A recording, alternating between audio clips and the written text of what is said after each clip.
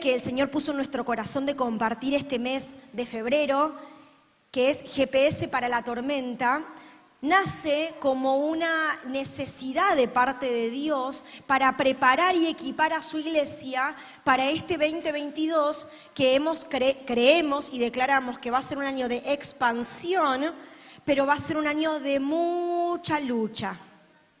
Y no te estoy ni maldiciendo ni profetizando en contra, te estoy diciendo lo que el Señor nos ha revelado, y es que va a ser un año donde vamos a tener luchas, tal vez, ¿no? Y acuérdense esto y guarden esto, ¿no?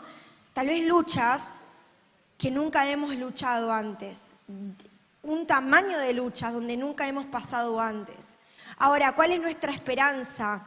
Que si Dios está con nosotros, no hay lucha que nos venza. Si Dios está con nosotros, no hay lucha que nos venza, porque Él es fiel y como hoy cantábamos, sus promesas son eternas. Ahora entendemos de parte de Dios que es necesario equipar a la iglesia para que cuando venga la tormenta estemos justamente, valga la redundancia, equipados para poder hacerle frente. Tal vez hoy vos no estás pasando una tormenta, o tal vez sí. Si no lo estás pasando, te digo, en algún momento la vas a pasar. Por eso, un consejo humilde desde mi lugar, tené un corazón enseñable. No creas que te las sabes todas. Tomá nota, tomá lo que el Señor te quiere decir para prepararte para el día malo. Como dice la palabra, nos tenemos que preparar para ese día malo. Y ahora también, si vos estás pasando una tormenta en este momento, yo te digo, viniste al lugar correcto, porque sin duda Dios te va a sacar de este lugar con herramientas para que puedas atravesar la tormenta. Y quiero comenzar diciéndote que hay tormentas que son inevitables en la vida. Hay tormentas que no se pueden evitar. La pérdida de un ser querido, eso es un duelo y es inevitable. Por más que yo me esfuerce, por más que todo, cuando me toca, y es inevitable esa tormenta. Pero déjame decirte que hay tormentas que son totalmente evitables, y aún una tormenta que puede nacer como una situación inevitable, y pongo el ejemplo de un duelo, se puede convertir en una tormenta que la podríamos haber evitado si no hacemos las cosas correctamente. ¿Me siguen? El origen de la tormenta puede ser un origen inevitable, una enfermedad, la pérdida de un ser querido, que me despidan al trabajo, pueden ser cosas que no las pude evitar. Pero el cómo atravieso, eso sí se puede evitar y puedo hacer con mis acciones que no se genere una tormenta más inevitable de lo que ya es la tormenta. ¿Me siguen hasta ahí? Hay tormentas y tormentas. Ahora todas, sea de origen inevitable o sea de origen evitable, son aprendizaje. Todas las tormentas son aprendizaje y crecimiento. Pero muchas veces estamos en el epicentro de la tormenta por nuestra propia responsabilidad. Y este es un mensaje, te decía, que siento de parte de Dios que te va a confrontar. ¿En qué sentido te va a confrontar? En cómo vos ves a Dios. Porque si yo te digo una frase que claramente es verdad, te digo, Dios es bueno, ¿qué se te viene a la mente? Lo primero que se te dispara. ¿Qué se te viene? Dios es bueno. ¿Te imaginas una situación de donde estamos todo bien, donde tenemos la heladera más o menos llena, donde tenemos ese trabajo que nos, entre comillas, garantiza llegar a fin de mes, tenemos salud nosotros, nuestros hijos, nuestros padres? ¿Pero realmente será eso Dios es bueno? ¿O será que nuestra mente encasilla la bondad de Dios por aquellas cosas que en nuestra mente son buenas? Por eso digo que este es un mensaje que te va a confrontar con la bondad de Dios.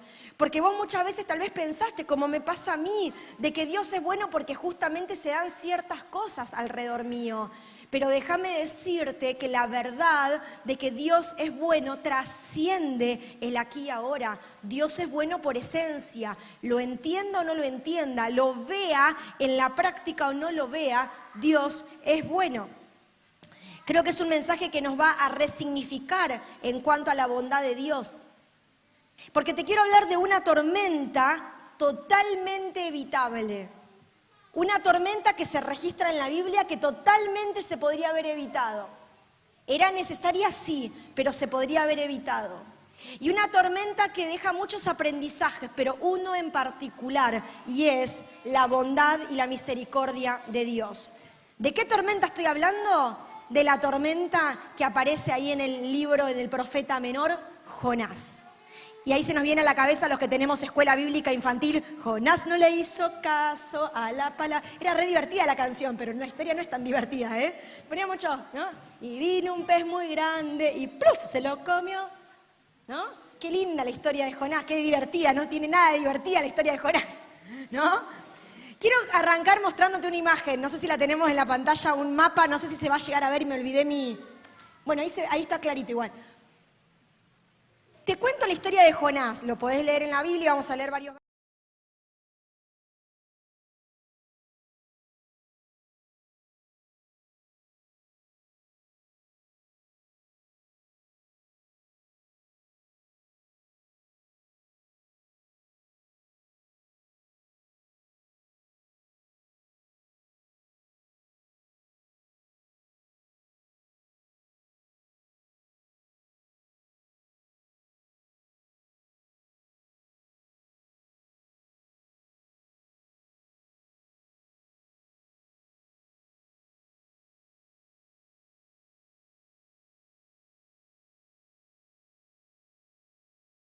6.000 kilómetros.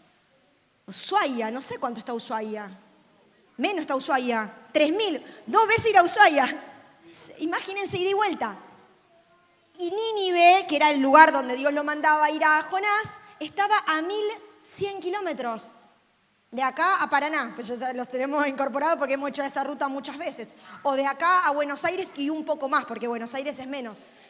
¿Me siguen? O sea, ¿por qué te muestro este mapita? Para ya decirte lo primero, ¿no? La obediencia era más corta que la desobediencia. La obediencia era más corta, ¿sí? Y quiero decirte en primera instancia que nos metemos en la tormenta que se podría haber evitado, nos metemos cuando obedecemos a medias. Y grabate esta frase acá que me decía a mí mi mamá de chiquita. Obediencia a medias es desobediencia. Cuando el Señor te dice algo y vos decís obedezco a medias, está desobedeciendo. ¿Por qué me lo decía mi mamá? Porque me decía, anda a hacer la cama, sí, más tarde. No, ahora, obediencia a medias, desobediencia. Y yo repito como loro a mis hijos. Porque uno repite algunas cuestiones, ¿no? Que le quedan. Hay que repetir las buenas, ¿no? Pero obediencia a medias es desobediencia. Jonás obedeció a medias. Fue hasta Jope, tomó el barco, pero hacia otro lugar. Se fue, pero en dirección a Tarsis. Y el camino, como te decía recién, de la obediencia, según el mapita veíamos, era más corto. Y la desobediencia nos hace tener un camino más largo. Acordate del pueblo de Israel. Un camino que tenía que hacer en días o semanas, lo termina haciendo en 40 años. ¿Por qué? Por la desobediencia de sus corazones. La obediencia es el camino más corto. Lo segundo que te quiero decir en cuanto a meternos nosotros en esas tormentas evitables es que terminamos nosotros costeando. No sé qué nombre le puse al punto 2, pero terminamos costeando, nos metemos en la tormenta y pagamos nosotros el costo. ¿Qué dice el versículo 3 de Jonás, capítulo 1? Dice, Jonás se fue, pero en dirección a Tarsis, para huir del Señor, es decir, obediencia a medias, igual desobediencia, bajó a Jope donde encontró un barco que zarpaba rumbo a Tarsis, pagó su pasaje y se embarcó con los que iban a esa ciudad, huyendo así del Señor. Nos metemos en la tormenta y el costo es absolutamente nuestro. Porque déjame decirte algo, cuando Dios llama, Él invita. Pero cuando nosotros hacemos la nuestra, vamos a pagarla. Y no creo que le haya salido muy barato un viaje de 6.500 kilómetros en barco en aquella época, ¿no? Cuando vos y yo nos metemos en esas tormentas que son totalmente evitables, ¿por qué? Porque si obedeciéramos no estaríamos en la tormenta, pagamos el costo. Y el costo muchas veces es muy alto. Es muy alto. Recordá que esta palabra es anticipándonos a meternos en tormentas evitables.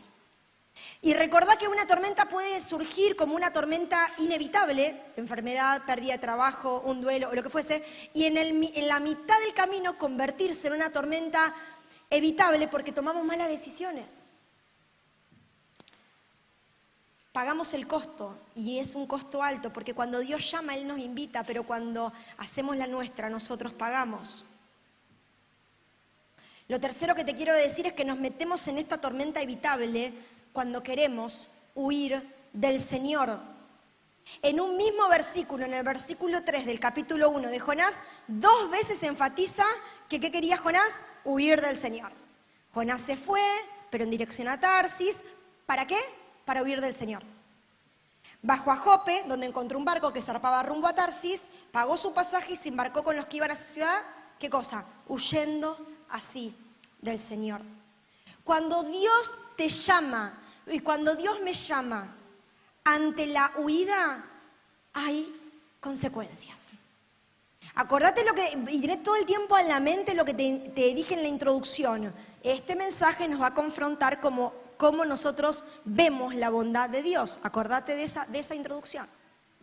Cuando Dios te llama y vos huís de ese llamado, sabés que Dios te está llamando, sabés que Dios te está diciendo obediencia en este punto, y vos huís, eso, amigo, amiga, hermano y hermana, trae consecuencias.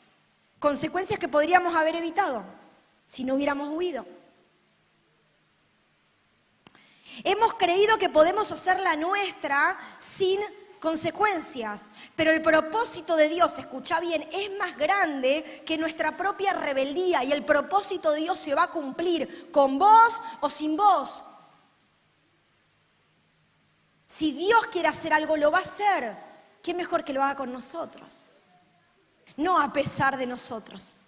Como un pastor siempre dice, y me encanta esta frase, o es por las buenas o es por las pruebas, pero va a ser, O por las buenas, diciéndome aquí, Señor, envíame a mí, o por las pruebas, tormentas, que muchas veces se levantan por consecuencia de nuestras huidas. ¿Por qué te decía que este mensaje te va a confrontar con el pensamiento y con la realidad y con la verdad de que Dios es bueno? Porque nos cuesta entender que el Dios de amor, del cual se predica desde el Génesis hasta el Apocalipsis, es el mismo que quiso salvar a Nínive. Por eso lo mandó. ¿Para qué lo mandó a Jonás a Nínive? ¿Para que vaya a pasear? No, para salvación, para dar una oportunidad a una tierra donde dice que el pecado había subido al corazón de Dios y Dios quería hacer algo, quería traer primeramente un castigo, pero después vamos a ver que ese castigo no se lleva adelante. ¿Por qué? Porque hubo un arrepentimiento verdadero. Es decir, Dios lo manda a Jonás a Nínive por amor, y nos cuesta entender en nuestra cabeza que ese Dios de amor que quiere salvar a Nínive, es el mismo Dios que, escucha bien, mandó una tormenta violenta. No lo digo yo, lo dice el versículo 4 del capítulo 1 de Jonás. Pero el Señor, mientras ya estaban en el barquito, ya estaban ahí, lanzó sobre el mar un fuerte viento y se desencadenó una tormenta tan violenta que el barco amenazaba con hacerse pedazos. ¿Vos me estás escuchando? El mismo Dios, cuando hablo así se cierra una puerta, se golpea algo, siempre pasa algo, ¿no, chicos? Que está pasando eso mucho, seguido. Me pongo énfasis, ¡pa!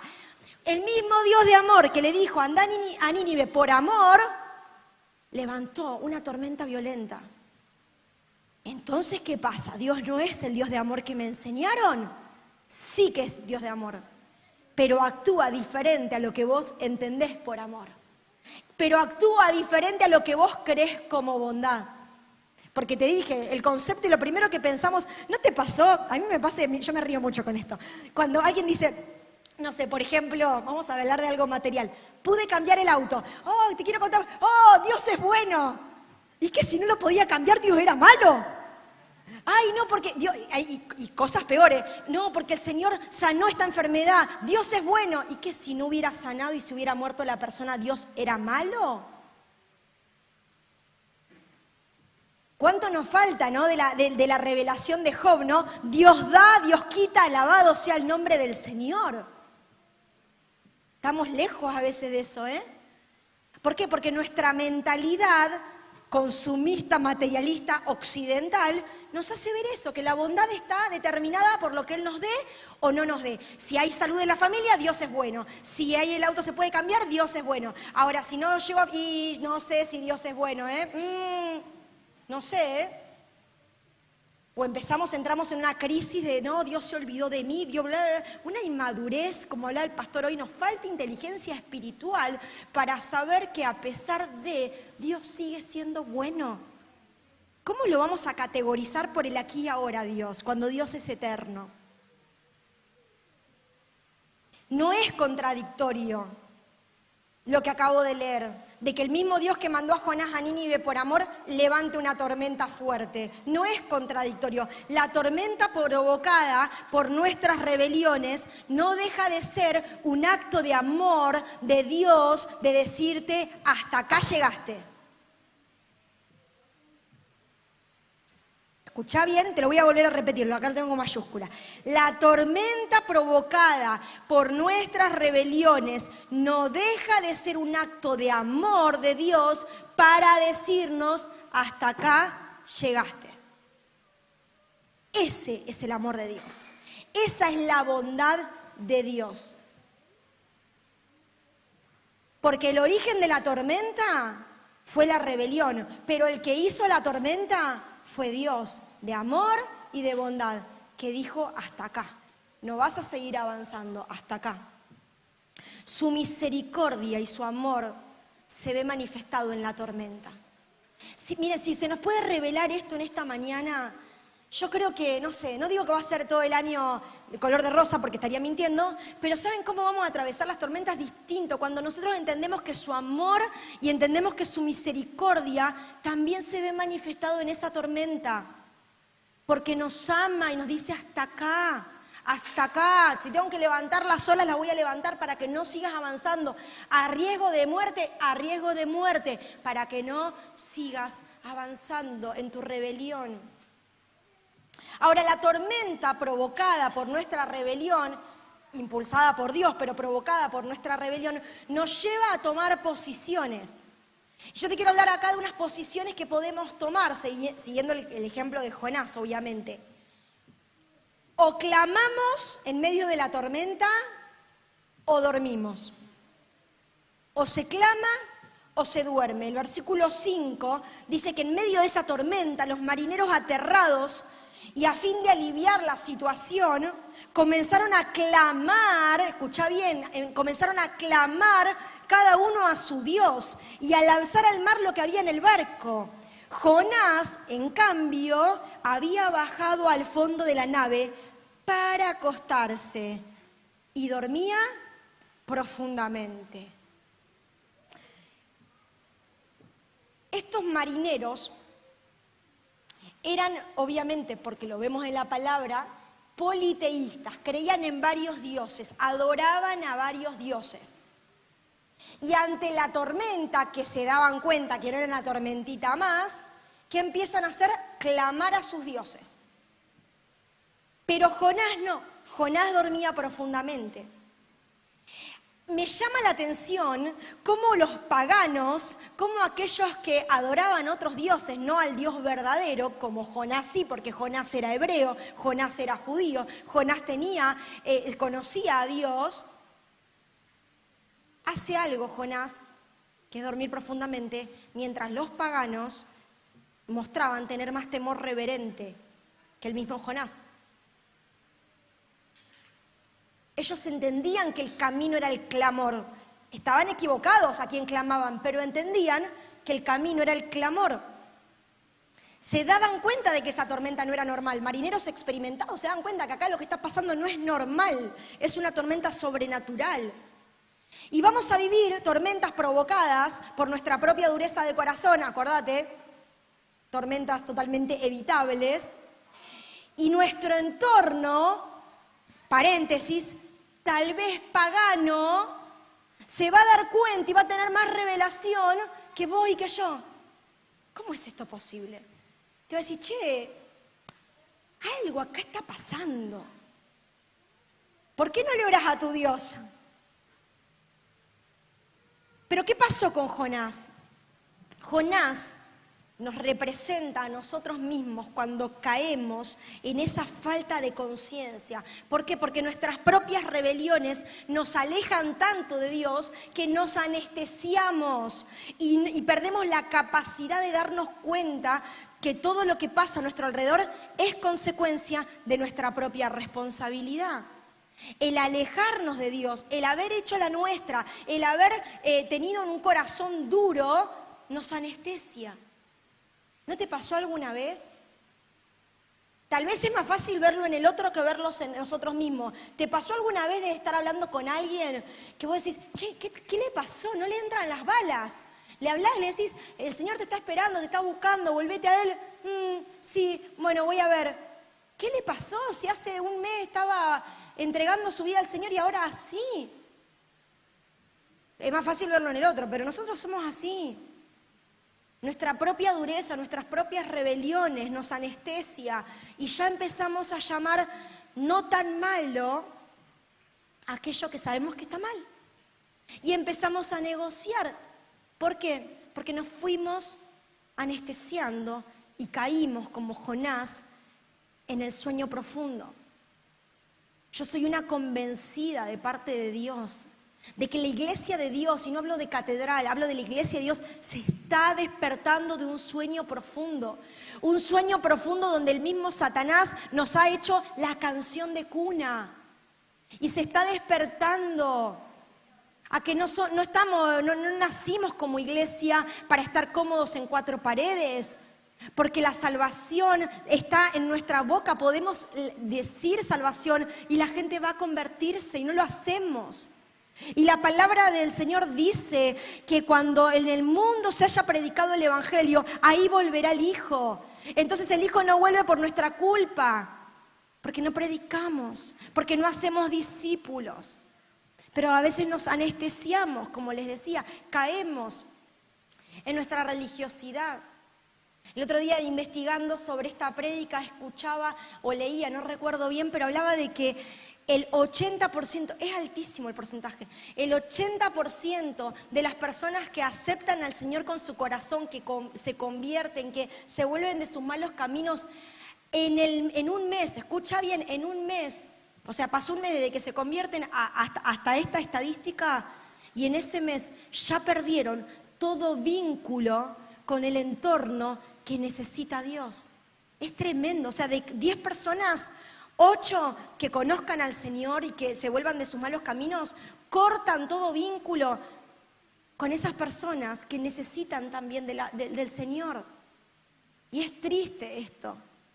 Como nos contaba y nos compartía Nerea el domingo pasado en su testimonio, Dios la sacó de las drogas, de la calle, y llegó a la iglesia y dijo, y bueno, ¿y cuándo vamos a salir afuera? Y eso nos pasa. Empezamos a caer en ese sueño profundo, en esa anestesia, en la religiosidad que nos hace decir, bueno, esto es para otros. Yo estoy bien acá. Cuando ese nunca fue el ADN de la iglesia de Cristo. La iglesia de Cristo crece en persecución. La iglesia de Cristo crece en ambientes hostiles. Ahí es donde crece. El jueves hablábamos sobre esto, ¿no? ¿Cómo deseo en mi corazón que seamos como esa iglesia primitiva a la que le decían, estos que trastornan el mundo?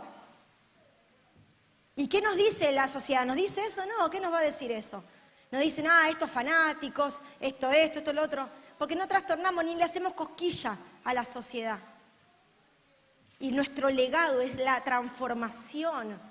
Nuestro legado es incomodar con el mensaje de Dios. Justo hoy el Señor me daba esa palabra en Juan capítulo 7, donde dice que por causa de Jesús la gente estaba dividida. ¿What? Uno dice, pero Jesús vino por causa de Jesús la gente estaba dividida. ¿Por qué? Porque exponía al religioso, porque su propia presencia exponía al religioso, al fariseo. Seguir a Jesús nos va a dividir como sociedad. Porque es un mensaje que es contracultural. Pero Jonás somos nosotros, dormidos, anestesiados, mientras que el resto se da cuenta. Entonces te dije que el camino, y pensando en el GPS para la tormenta, o podemos clamar o podemos dormir. O clamamos o dormimos. O nos arrepentimos, escuchá el segundo punto, o nos arrepentimos o nos remordemos. O nos arrepentimos o nos remordemos. En otras palabras, o nos arrepentimos o queremos tomar atajos. Cuando Jonás es despertado y confrontado por los marineros, en el versículo 9 en adelante vemos este diálogo de Jonás. Presta atención. Le dice, soy hebreo y temo al Señor Dios del cielo que hizo el mar y la tierra firme, le respondió. Al oír esto, los marineros se aterraron aún más, y como sabían que Jonás huía del Señor, pues él mismo se los había contado, le dijeron, ¿qué es lo que has hecho? Pero el mar se iba enfureciendo más y más, así que le preguntaron, ¿qué vamos a hacer contigo para que el mar deje de azotarnos? Tómenme y láncenme, y el mar dejará de azotarlos, le respondió. Yo sé bien, por mi culpa, se ha desatado sobre ustedes esta terrible tormenta. O nos arrepentimos de nuestras malas acciones, o nos remordemos, o entramos en el remordimiento. Adivina cuál hizo Jonás. ¿Cuál crees que hizo Jonás? La 2. ¿Por qué te digo esto? Porque si Jonás se hubiera arrepentido ahí mismo, no sé si era necesario el pez. En ningún momento vemos que Jonás dice, me arrepiento, clamo. Y no, yo soy hebreo. Y déjame decirte esto, que ay, me siento tan identificada, que muchas veces somos nosotros, yo temo al Señor. Callate, hipócrita, ¿qué temes al Señor? ¿Qué temes al Señor? Yo soy hebreo y temo al Señor. Yo soy cristiana desde la cuna. Mira vos. Si así temes al Señor, no me quiero imaginar si no lo temés. Esa hipocresía religiosa, temo a Dios, no era cierto, claramente no era cierto. Aparte, fíjense que le dice, el Señor del mar y de la tierra firme, que no es el rey de la tormenta. Claro que también lo es, lo que nos decía hoy el pastor, claro que lo es también. Muchas veces somos presos de nuestra propia hipocresía. Déjame decirte que podemos tener mucho conocimiento teológico, mucha iglesia, mucha creyentada encima, pero eso no te hace temeroso de Dios. No te hace temeroso de Dios. ¿Por qué? Porque la sabiduría es el principio del temor, o el temor es el principio de la sabiduría. Tiene que ver con la sabiduría de las decisiones, la sabiduría espiritual que nos hablaba el pastor. Tiene que ver con esa sabiduría para decir, me las estoy mandando y me vuelvo al Señor una y otra vez. Ahora vemos una vez más, no solamente que no había temor en Jonás, sino que los marineros tenían más temor que él. Porque cuando Jonás declara esto, se aterraron, dijo. Ahora, no hay registro, escucha bien, no hay registro en todo el relato, en el barco, que Jonás haya clamado a Dios. No hay registro. En ese momento, arrodillarse, clamar, o de la manera que sea, clamar, no lo hizo, pudiéndolo haber hecho, y no lo hizo. En el versículo 6 le dice, el capitán del barco se le acerca y le dice, ¿cómo puedes estar durmiendo con todo lo que está pasando? ¿Cómo puedes? Levántate, clama a tu Dios. Quizás se fije en nosotros y no pereceremos, no moriremos. Y eso es lo que digo, que a veces nuestro entorno pagano tal vez nos va a decir, che, loco, date cuenta, abrí los ojos, ¿no te das cuenta que orá? Cuando vos orabas estas cosas no pasaban. O pasaban, pero las vivíamos diferente. Creo yo, no lo sé a ciencia cierta, pero me atrevo a pensar de que tal vez si Jonás hubiera clamado y se hubiera arrepentido, más que un remordimiento pasajero, tal vez el pez enorme, que no es una ballena, porque no es lugar de ballena, eso de la ballena de Jonás no es mentira, no era una ballena, no un pez enorme, no dice ballena en la Biblia, como tampoco dice manzana del fruto, una fruto, no le pongamos cosas a la Biblia que no dice. Un pez enorme, capaz que no hubiera sido necesario. Tal vez, me animo a pensar, porque capaz que ahí terminaba todo. claramente uno puede decir, bueno, pero el proceso de Jonás no estaba terminado. No, ya sé que claramente el proceso. Pero ¿quién quiere estar en el vientre de un pez? Porque te cuento cómo sigue la historia. Lo tiran al agua, no porque lo tiraron por malo. Es más, le preguntan, ¿qué hacemos? Y Jonás le dice, tíreme al agua, porque esto es por mi culpa. Bueno, si sabes que es tu culpa, arrepentite. No, tírame al agua, es por mi culpa. Bueno, ¿qué pasó? Lo tiran al agua y se tranquiliza el mar. Pero Dios tenía preparado un pez para tragárselo y que esté 3 días en el vientre. ¿Quién de nosotros quisiéramos estar en el vientre de un pez oloriento, asqueroso, todo oscuro? Pero creo que muchas veces estamos, o tal vez hoy estás en el vientre del pez. Porque muchas veces nosotros mismos llevamos las cosas hasta el fondo. No frenamos antes, no frenamos en el barco, no frenamos cuando no la seguimos y la seguimos, obstinados y rebeldes. Y como siempre digo y creo en mi propia vida, a más dureza de corazón, más duro es el proceso. Los procesos son totalmente proporcionales a la dureza de nuestro corazón y de nuestra mente para entenderlo. Los procesos no se pueden hacer tomar atajos. Proceso no hecho bien, proceso que lo vamos a volver a hacer. Y lo vamos a volver a hacer. Y lo vamos a volver a hacer. Como una película de hace 1000 años que era el Día de la Marmota y siempre se despertaba el mismo día. Así muchas veces estamos nosotros, proceso y viviendo el proceso del proceso del proceso. ¿Cuándo vas a dejar el proceso, hermano? Porque el proceso, hay algo que no estamos aprendiendo. Pues estamos repitiendo siempre el mismo proceso. A ver, la vida es procesos, pero yo le pido al Señor, que los procesos sean diferentes, ¿no? Espero que no sea el mismo proceso de ayer o anteayer. No depende de Dios, depende de mi capacidad de poder realmente no llevar las cosas hasta el fondo, pero muchas veces las llevamos. Y no es que Dios te haga tocar fondo, deja de decir, Dios me hizo tocar fondo, vos solito lo tocaste, vos solito, nosotros solos tocamos el fondo. Llevamos nosotros las cosas hasta el fondo por la dureza de nuestro corazón. Ahora, déjame decirte algo, que hoy tenés que escuchar, ya lo sabés, pero hoy lo tenés que escuchar. Siempre en un proceso que pelees con Dios, siempre Dios va a ganar. A la larga o a la corta. Por las buenas o por las pruebas, siempre Dios gana. Siempre Dios gana. Muchas veces, esta frase me conmovió, porque me hizo ver mi propia vida y mi propia realidad, ¿no? Muchas veces nos va a llamar con cuerdas. Otras veces nos va a llamar con la tormenta violenta. Pero déjame decirte, siempre es con amor. Siempre es con amor. A veces es con cuerdas. Como oraba el profeta Jeremías, y a todos nos encanta, cuerdas de amor. A veces es con tormenta violenta que se levanta, pero siempre, sea con cuerdas, sea con tormenta, siempre nos está llamando con amor. ¿Por qué llegar a echar suerte? Los marineros dicen que echaron suerte para ver de dónde venía el problema.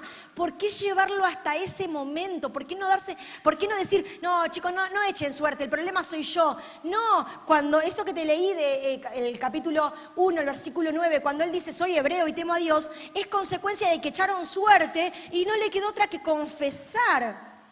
¿Por qué llevarlo hasta ahí? ¿Por qué no decir antes, yo soy el culpable de esto? ¿Por qué? Jonás, cuando se encuentra señalado, recién piensa en hablar. Y muchas veces nosotros llevamos las cosas hasta ese punto. Déjame decirte, mi experiencia me muestra que no es el mismo camino aquel que confiesa su pecado que aquel que es encontrado en el pecado. No es lo mismo. El camino de restauración no es lo mismo. Por eso, hermano, por eso, hermana, habla, ponle nombre a lo que te está pasando. Decí, he pecado, como dijo el hijo pródigo, he pecado contra el cielo y contra ti. He hecho esto, estoy haciendo esto. No esperes a ser encontrado en el pecado como Jonás. No digo que Dios no te puede restaurar, porque conozco testimonios que gente que fue encontrada en medio del pecado, también Dios la restauró, pero no fue el mismo proceso. Es lo que pasó con Jonás. ¿Por qué llevarlo hasta esas consecuencias? Pero aun cuando Jonás ofrece ser sacrificado, no reconoce que también la tormenta está sobre él. Fíjate qué revelador esto. Yo sé bien que por mi culpa se ha desatado esta tormenta sobre ustedes. No, Jonás, también sobre vos se desató la tormenta. Esa cuestión de ese corazón que no nos hace ver que nuestras decisiones no afectan solamente a nuestro entorno, nos afectan a nosotros primeramente. Voy a ser fiel por mi esposa. No, hermano, sé fiel por Dios y por vos primero, y por ende por tu esposa y por tus hijos. No voy a llevar bien con mi esposa por mis hijos. ¿Y qué pasa? ¿Tus hijos van a crecer y se van a ir y que te vas a llevar a las patadas con tu esposo o tu esposo? No puede ser el motor. Siempre Dios, nosotros y el resto. No lo digo yo, lo dice la palabra. Amarás a Dios con todo tu corazón, con toda tu mente, con todas tus fuerzas y amarás a tu prójimo ¿cómo? Como a ti mismo. Jonás no se amaba. Esa dureza de su corazón le hizo pensar que la tormenta era para el resto y no para él. Para Jonás, y esto es fuerte lo que voy a decir, para Jonás se presenta el suicidio como una opción, como un atajo, en vez de que de volcar su corazón a Dios. Porque echarse al mar era un suicidio, ese mar. Y yo creo, me animo a pensar, no lo sé a ciencia cierta, pero me animo a imaginar que tal vez Jonás pensó que su vida se moría ahí, se terminaba ahí. Ya está, listo, me la mandé, que me tiren al mar. Pero Dios, que es grande en misericordia, Dios que es tan bueno y tan amoroso, tenía preparado un pez enorme. Horrible el cómo, pero habla del amor de Dios, de la bondad y de la misericordia. Y en tercer lugar, te dije, o clamamos o dormimos, o nos arrepentimos de todo corazón o hay remordimiento y atajos. En tercer lugar, o recalculamos, como el GPS, recalculando, o recalculamos. Ya en el tercer punto, o recalculamos o no la vamos a dar de frente, pero de una manera olímpica. Ya fuera del barco, la tormenta se aquieta, pero el pez enorme estaba esperando. Jonás en el vientre del pez somos nosotros en medio de nuestra noche más oscura. Y como decía el pastor hoy, porque el Señor se lo dijo, hay gente acá que está pasando su noche más oscura y procesos que nunca, acá y que están viendo, y que nunca pensaron pasar, esa noche más oscura, ese minuto, que no es una frase, ¿cómo decir?, cliché o una frase romántica. Es cierto, el minuto más oscuro del alba, del día, es previo al alba, de verdad. Hacé la prueba, quédate despierto una noche y fíjate, la noche más oscura es el momento previo a que empiecen a darse esos primeros rayos.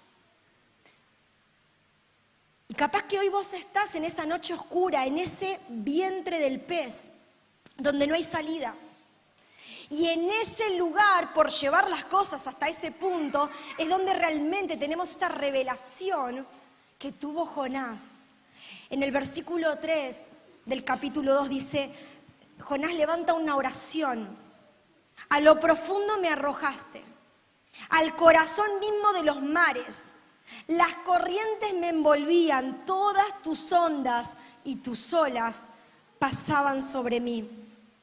Las corrientes de ese mar embremecido nos golpean una y otra vez. Las olas pasan sobre nosotros. Es como hablaba con algunos hermanos, ¿no? Parece como que salimos de una y nos metemos en otra. Y nunca fuiste al mar y que te llevó una ola y cuando te levantaste, y así. Parece que esa es nuestra vida. Y son esas olas de Dios para despertarnos. Porque si nos despertamos ahí, ¿eh? No sentimos ni el rumbo ni la dirección. Nos sentimos, como dice el apóstol Santiago, llevados de un lado hacia otro, como ese barco que no tiene timón. Nos damos cuenta de que o recalculamos, ya no hay opciones. Y ahí nos damos cuenta y nos acordamos del Señor. Yo digo, ¿por qué nos acordamos tan tarde a veces? ¿Por qué vamos cuando la casa ya se prendió fuego? En vez de comprar el matafuego, tenerlo preparado por las dudas, ¿no? Y ahí nos damos cuenta y nos acordamos del Señor, quien en su misericordia escucha nuestra oración, porque Él es grande en misericordia, lento para la ira y grande en misericordia es el Señor. Por eso el mar, totalmente la tormenta, es producto de su amor. Realmente, déjame decirte, la tormenta, aún la que nosotros causamos por nuestra rebelión, y que Dios es el único que puede lanzar esa tormenta sobre nuestra vida, es el amor y la misericordia de Dios que nos dice hasta acá, hijito, hasta acá. Conoceme, conoceme. Por eso si estás pasando tal vez el proceso, la noche oscura en tu vida, glorioso día. ¿Por qué? Porque salís transformado o transformada. Si volcás tu corazón a Dios, si te volvés de tus malos caminos, si hay un arrepentimiento verdadero, si dejás esa hipocresía de yo temo al Señor, yo nací en la iglesia, dejá eso de lado. Si realmente pones todo tu empeño en conocerlo a Dios en medio del proceso, no te para nadie, no te para nadie, porque sabés de dónde Dios te saca, porque sabés de dónde Dios te saca, no volvés ahí, no porque, ay, ya estoy súper, no, porque sabés lo que el Señor hizo con vos. Los procesos tienen como fin que nosotros podamos crecer en el carácter de Jesús. Ese es el fin, ese es el fin. Y déjame decirte que Dios no es un profe buena onda de la secu que te pone aprobado cuando no estudiaste. No, si te tiene que bochar, te va a bochar las veces que sea necesario para que formes el carácter del Hijo, el carácter de Jesús. Yo sé que lo que te estoy pidiendo es una locura, pero probá de que cada vez que venga un proceso duro, un proceso difícil, que tal vez lo estás viviendo o lo vas a empezar a vivir mañana, qué sé yo, porque todo el tiempo estamos atravesados por procesos. Vos podés decir, Señor, ¿qué me querés enseñar acá? Gloria a vos porque me estás procesando. Porque si no te procesara Dios es porque no le interesás. Preocupate cuando no hay proceso. Preocupate ahí, pero ya está. Pero cuando hay proceso es porque Dios está interesado en tu corazón y no deja de orar, Señor, pasar rápido este proceso. ¡Qué oración absurda! No, Señor, ayúdame a crecer en medio del proceso, porque como hemos aprendido hace unos años, Dios está más interesado en nuestro carácter que en resolvernos el problema. ¿De qué te sirve? Ay, no, porque tengo muchas deudas. Entonces, ¿qué haces? ¿Orás para qué? Para ganarte el kini. ¿Vos te pensás que hay por ahí? ¿Sabés qué va a pasar? No jugué al kini igual, pero jugá al kini y ¿sabés qué? Te va a ganar los millones y te vas a estar más endeudado de lo que arrancaste, porque no fuiste a la raíz. No fuiste a la raíz. No me saquen de contexto, va a quedar la pastora que promueve que vayan al kini. No, por favor. Y si van al kini, no dejen de poner el diezmo, como corresponde. Mentira, mentira. Dios mío, está siendo transmitido esto. Uno se olvida, piensa que estamos acá nomás. Bueno, ¿qué voy con esto? A veces no nos damos cuenta y queremos acelerar los procesos. Pero fue necesario para Jonás 3 días. Capaz, y esto es una palabra de esperanza, capaz que estás llegando al 3er día. No aflojes, no aflojes. No aflojes. Capaz dices, no, ya está, basta. Capaz que ya está llegando el 3er día. Viene la vomitada en camino. Qué lindo. Viene la vomitada en camino. Y vos aflojás y ya está, me enojo con Dios, dejo de buscarlo. Y ya estabas ahí al umbral de ese proceso consumado. Fíjate la oración en el versículo 7 del capítulo 2 que Jonás levanta. Al sentir que se me iba la vida, me acordé del Señor. ¿Cuántas veces nosotros somos así? Cuando me di cuenta que estaba todo mal, ahí me acordé del Señor. Bueno, por lo menos se acordó, ¿no? Al sentir que se me iba la vida, me acordé del Señor. Y mi oración llegó hasta ti, hasta tu santo templo.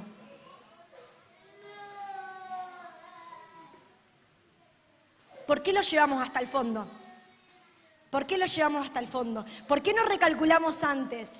¿Por qué no escuchamos el GPS antes de estar tan lejos? No cuando, no, me molesta la gallega, le bajo el sonido. Sí, pero fuiste a otra ruta. Y ya es tarde, si lo hubiera escuchado, hubieras tomado te hubieras ido hasta Viedma y te tenías que ir a Buenos Aires. Nada que ver, una ruta y nada que ver con la otra. Es necesario escuchar antes. Cuando nos arrepentimos, y esto me encanta, Dios da la orden. Cuando nos arrepentimos, Dios da la orden. No existe la manipulación con Dios. No fue en el barco cuando dijo, tírenme, soy el problema, tírenme. No fue ahí. Fue en lo profundo del vientre del pez, donde hubo conciencia, de pecado. Y ahí fue donde Dios dio la orden. A Dios no lo podemos manipular, no lo podemos apurar. Él sabe cuando estamos listos. Y cuando estamos listos, da la orden.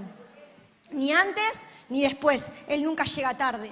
Dice el versículo 10, entonces el Señor dio una orden y el pez vomitó a Jonás. ¿En dónde? En tierra firme. El Dios que tenés y el Dios que tengo, el Dios que creo, el Dios que adoramos, es un Dios de la tormenta y también un Dios de tierra firme. Y hoy nos quiere llevar el Señor a la tierra firme. Él quiere dar la orden. Basta de olas, basta de tormenta, quiero la tierra firme. Me imagino a Jonás diciendo, basta ya. La única manera de estar en tierra firme es cuando Él da la orden. La orden de Dios viene cuando hay corazones quebrantados. Y yo quiero decirte, y me lo anoté acá porque lo sentí tan claro de parte del Espíritu Santo, y mientras lo leo, quiero que los chicos de adoración ya estén acá viniendo. Te lo leo como lo escribí, Siento en el Espíritu que hay personas hoy acá y viendo la transmisión que están siendo zarandeadas de aquí para allá, por las olas y por ondas, escuchá bien, hechas por Dios, pero como consecuencia de nuestras rebeliones. Déjame decirte, solo va a terminar cuando Dios dé la orden. ¿Y cuándo Dios va a dar la orden? Cuando estés quebrantado. Cuando estés quebrantado. Entonces, ¿qué? ¿Me tengo que humillar? Sí. Entonces, ¿qué tengo? Sí. Cuando estemos quebrantados, Él nos va a atender y va a dar la orden. ¿Cómo termina la historia de Jonás?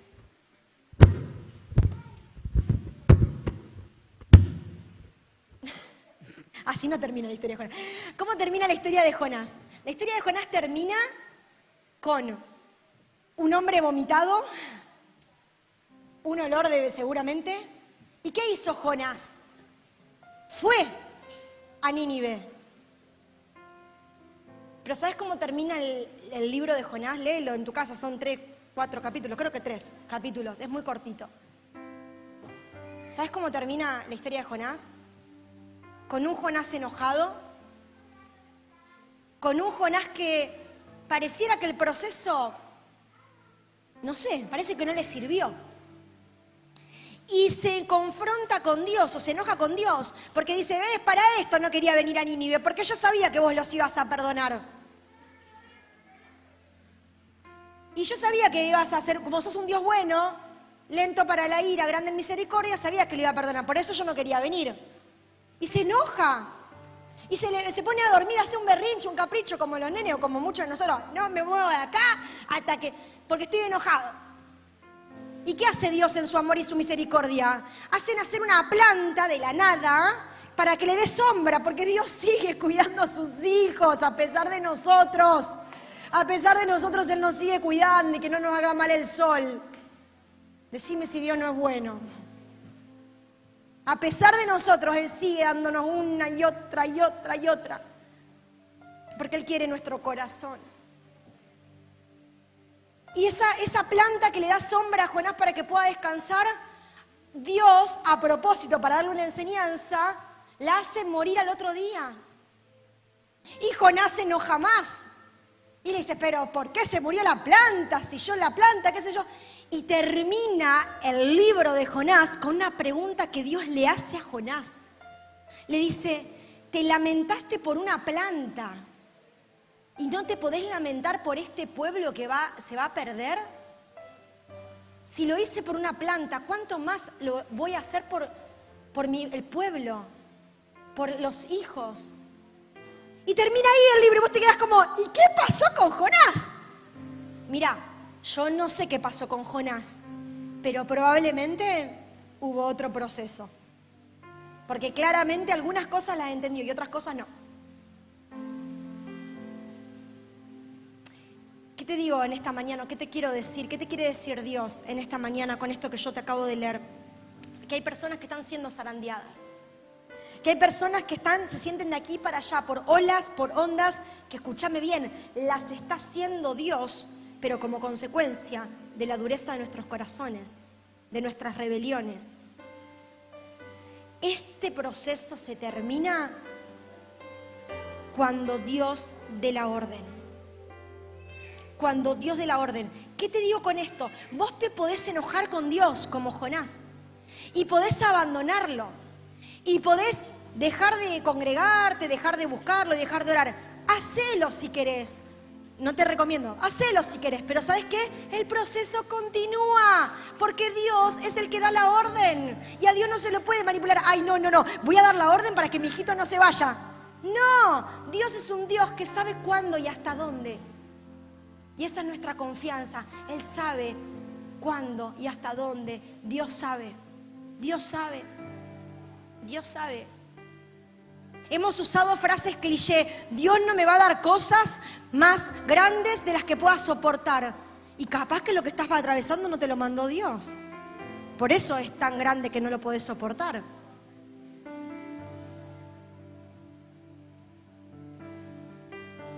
Dios está más interesado en tu corazón que en sacarte la prueba rápido, que sacarte de la tormenta rápido, que sacarte del pez.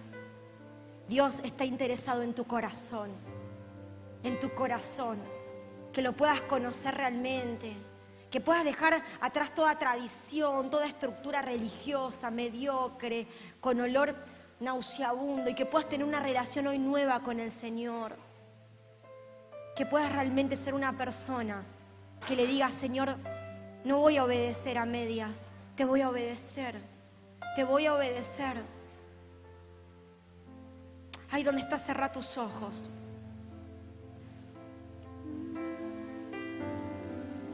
Hay en mi espíritu este deseo de hablarte de parte de Dios en esta mañana. Y es el Señor que te dice: hijita, hijito, yo todavía no estoy dando la orden porque hay proceso que todavía no está terminado.